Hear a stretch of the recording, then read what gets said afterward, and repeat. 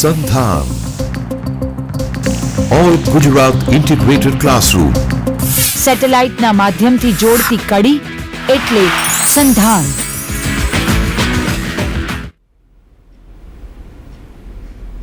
Good evening, dear students. Today, under the scope program, we are going to hold a lecture on non-verbal communication.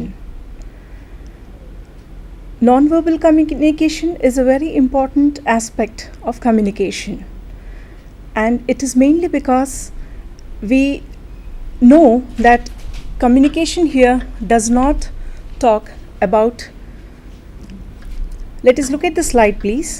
It does not talk about words. Let us first try to understand what non-verbal communication actually means. That which conveys relational messages without using words. So here, the first thing that we understand is there are no words used while communicating. Isn't it surprising? Yes, without words we can communicate. And in fact, 86% of the communication takes place without words. It is the body language which plays a major role in communicating the message. The second point that you can see on the slide says it is inseparable from speech in normal interaction. While we interact, it is essential that the speech is there. It cannot be separated from speech, but it's a part of the normal interaction. Let us go to the next slide. Non-verbal communication. It carries messages over and above the words you speak. For example, a smile makes your words seem friendly, but a sneer makes the same seem sarcastic. So it's the same kind of expression, but which has different meaning altogether. We go to the next slide, please. NVC here stands for non-verbal communication. Henceforth, it will be displayed on the screen as NVC. NVC covers wide range of topics.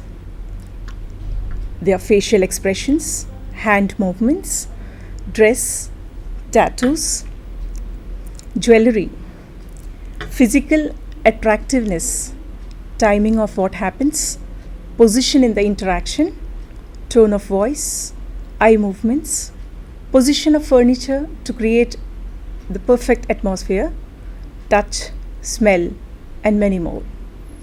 So, non-verbal communication covers a lot of topics under it. Today's topic is on facial expression and tone of voice. But for the matter, we'll try to understand what are the two sides of non-verbal communication. Non-verbal communication has two sides, decoding versus encoding.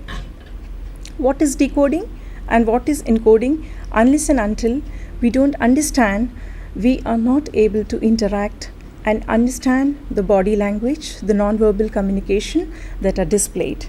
Let us understand what good encoding means. Encoding means where you have, especially a person like a teacher, skillful actor, public speaker, these are all the good encoders. How? Because good encoding helps your listeners understand what you feel about your subject. So while a teacher is teaching, the teacher is able to make the listener, that is the students, understand what he or she feels about the subject. Therefore, it is very essential that one has to be a good encoder to be able to be an effective communicator. Let us understand what decoding means. Good decoding helps you figure out what the speaker is trying to tell you. For instance, effective therapists, advisors, and interrogators are good decoders. To be a good decoder, you have to be a good listener. So, any kind of communication, especially even when you are dealing with verbal communication, non-verbal plays a major role, because by decoding and encoding, you ensure that you interact in the most effective manner. Let's go to the next slide. To understand the two modes of NVC, that is non-verbal communication, because non-verbal communication has two different aspects. One is certain parts of it are static, while the others are dynamic. What you mean by static is fixed. Dynamic means that which is changing. Let us understand and have a few examples to make our concept clear about the static modes of non-verbal communication. The room in which you interact, the clothes that you wear, the color of your hair, your sex, age, tattoos, height and build, ethnicity, etc.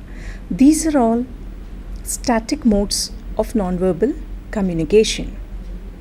Here, you will find that these things do not change at the time of communication while you're interacting with somebody in a particular room, in the particular clothes that you own. These remains static. I hope I have got the message clear here. Let us move to the next mode of non-verbal communication, and that is dynamic modes of communication. Here, the non-verbal part plays a major role in communicating. For instance, the facial expressions, the gestures, the postures, the pitch and tone of the speaker's voice, eye movements, and touching. These are the dynamic modes of non-verbal communication. So after having understood what non-verbal communication means, non-verbal communication has two sides. Let us understand that. It has two modes. That is also important, static and dynamic. Now we try to understand what particularly facial expressions and tones, how they try to communicate effectively. Facial expressions and tone of voice. These are the two aspects of non-verbal communication which we will be focusing for the rest of the day, today's presentation.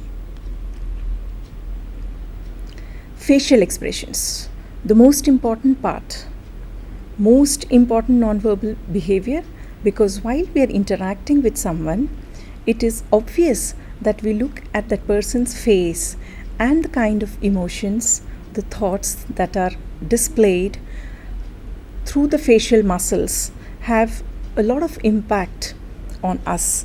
We try to understand the message in that manner. Therefore, facial expressions are the most important part of non-verbal communication. Non-verbal symbols such as facial expressions are polysemic. My dear students, you might find polysemic as a new word. I have mentioned the meaning in the slide. You can understand it means multiple meanings, that which have multiple meanings. That means face expressions do not communicate the same meaning. Like in words, one word has multiple meaning. In the same way, facial expressions also have multiple meanings. Let's see a few examples of these to make the concept clear. I'm sure you have understood the meaning of polysemic. Now, when we look at the polysemic nature of facial expressions, a stare, for instance, can mean affection, anger, hostility, interest, longing, or be quiet. It's the same expression, but the same expression has different meanings. When you look in a particular manner, like a mother looking at a child who's doing some mischief, but with lot of affection, and also anger. When you are angry at somebody, the way you stare, it itself communicates when you're talking in the class and if your teacher stares at you, you immediately get the message that here the teacher is angry with you for misbehaving in the class. So the message is clear without even having uttered a single word. Hostility, interest, longing. In all these emotions that are expressed, you will find that a stare can express it without any word being used. Let us come to the next slide. Again, it talks about the polysemic. We have another example of polysemic nature of facial expressions.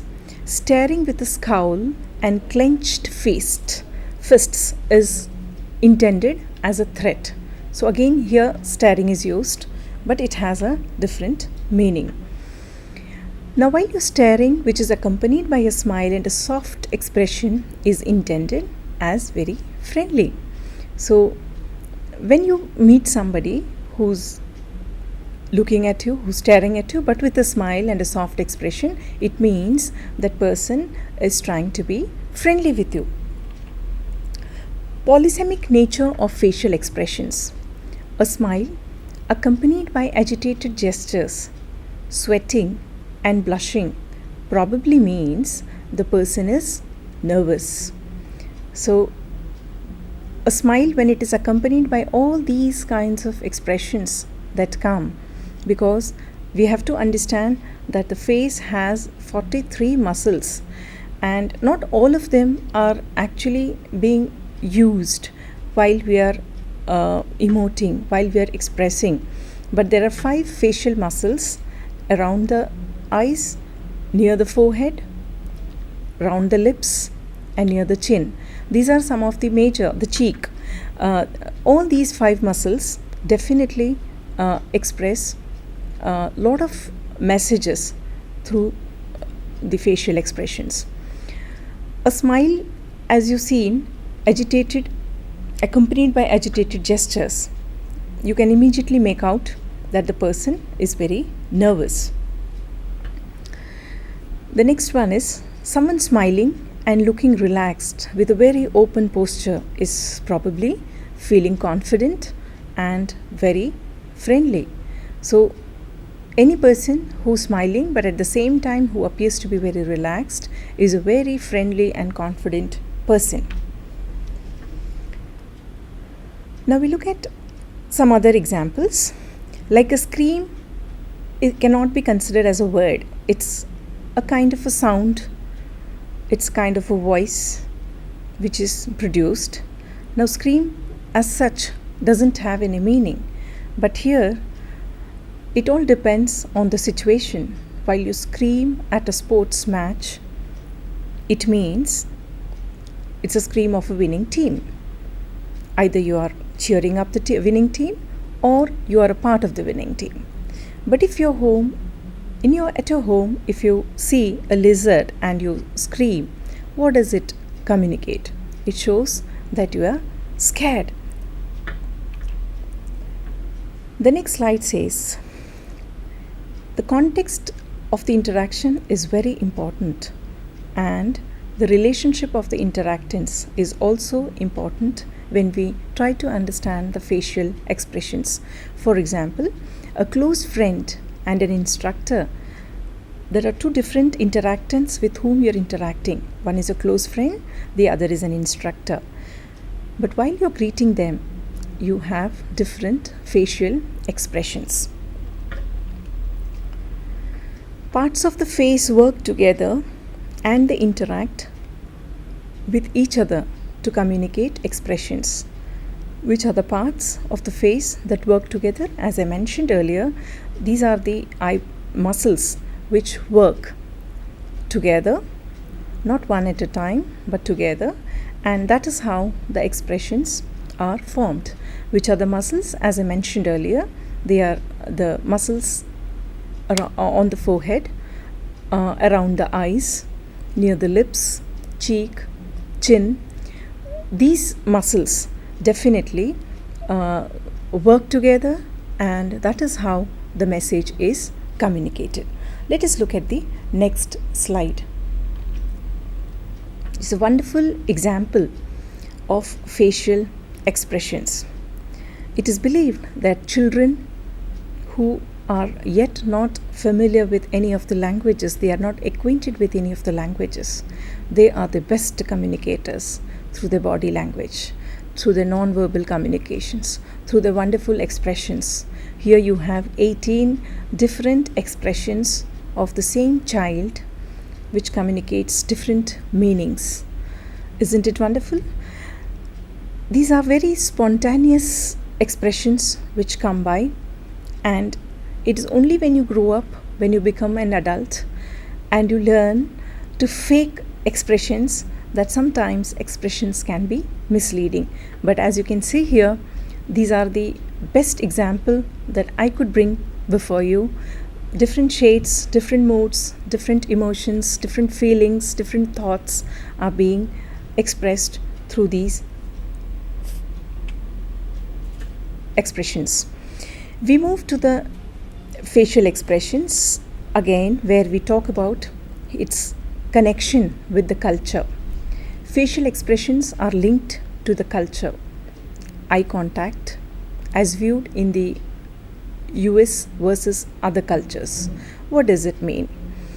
Eye contact is one such facial expression. While you're talking with somebody, you have to maintain eye contact. That is what the US culture believes. They believe that you respect and you are listening, you are patient with the person with whom you are interacting if you are having eye contact. But in other Asian cultures, it is considered to be disrespectful, especially when you are talking to somebody who is elderly, and if you maintain an eye contact, it means you are being disrespectful.